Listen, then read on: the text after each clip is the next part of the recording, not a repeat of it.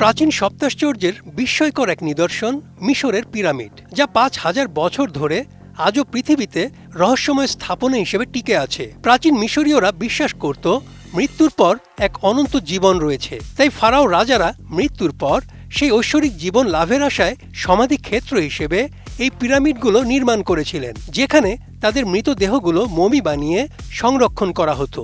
কিন্তু শুধুই কি তাই? বিজ্ঞান আবিষ্কার হওয়ার পর পিরামিডের রহস্যময় নির্মাণ কৌশল, ব্যবহার ও অন্যান্য আশ্চর্য কারুকাজ দেখে বিস্মিত হন বিজ্ঞানীরা। শুরু হয় ব্যাপক গবেষণা। সেই গবেষণা আজ অবধি চলছে, কিন্তু কোনো কুল কিনারাই খুঁজে পাচ্ছেন না গবেষকরা। সম্প্রতি সবচেয়ে বড় পিরামিড গিজা কমপ্লেক্সে এমন এক বিস্ময়কর অবকাঠামোর সন্ধান পেয়েছেন বিজ্ঞানীরা, যা রীতিমতো অবিশ্বাস্য।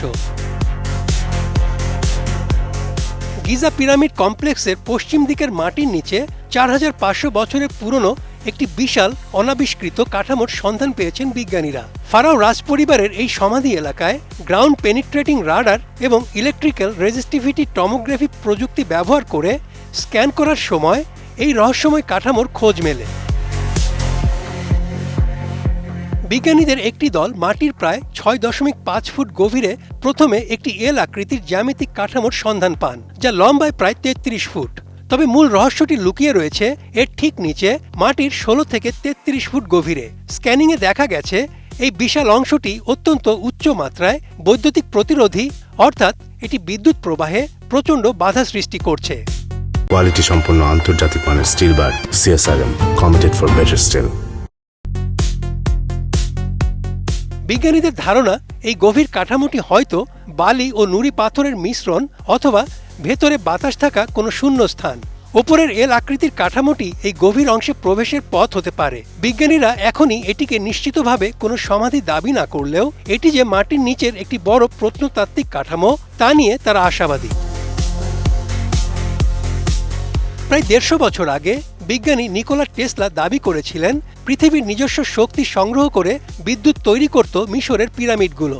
পরবর্তীতে ইঞ্জিনিয়ার ও লেখক ক্রিস্টোফার ডান তার গিজা পাওয়ার প্ল্যান্ট বইয়ে দাবি করেছিলেন গিজার পিরামিডগুলো আসলে এক একটি বিশাল যন্ত্র। পৃথিবীর ভরকেন্দ্রের ঘূর্ণনে তাতে তৈরি হতো বিদ্যুৎ। গবেষকদের দাবি গিজার দ্বিতীয় সর্বোচ্চ পিরামিড খারফের নিচে রয়েছে প্রায় ২ কিলোমিটার দীর্ঘ রহস্যময় টানেল। সেই বিশাল টানেলগুলোর গায়ে জড়ানো রয়েছে বিপুল আয়তনের তার।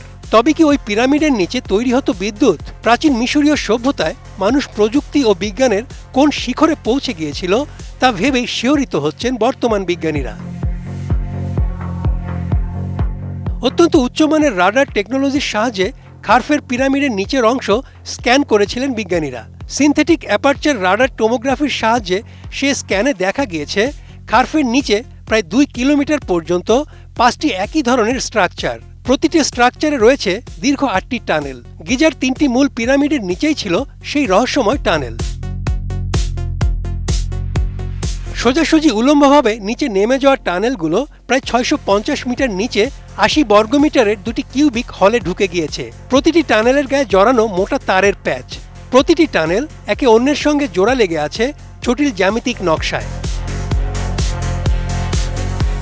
বিজ্ঞানীরা বলছেন গিজার পিরামিডের নিচে ওই রহস্যময় স্ট্রাকচার আসলে গোপন বিদ্যুৎ কেন্দ্র। তবে কি ভূতলের কম্পন ও শব্দ তরঙ্গ থেকে বিদ্যুৎ তৈরির রহস্য রপ্ত করতে পেরেছিলেন প্রাচীন মিশরের বিজ্ঞানীরা? নিচের ওই কিউবের আকারের বাক্সে কি সেই বিদ্যুৎ সংগ্রহ করা হতো, আর টানেল বেয়ে সেটাই কি উপরে উঠে আসতো? মিশরীয় সভ্যতায় জ্ঞান বিজ্ঞান, পদার্থবিদ্যা ও রসায়নের চর্চা যে সর্বোচ্চ শিখরে উঠেছিল তা নিয়ে সংশয় নেই বিজ্ঞানীদের। আর তাই গবেষকদের ধারণা শুধু সমাধি হিসেবে নয়, পিরামিড তৈরির পেছনে যান্ত্রিকভাবে শক্তি উৎপাদনেরও কোনো কৌশল ছিল প্রাচীন মিশরীয়দের। Desk report, ATN news.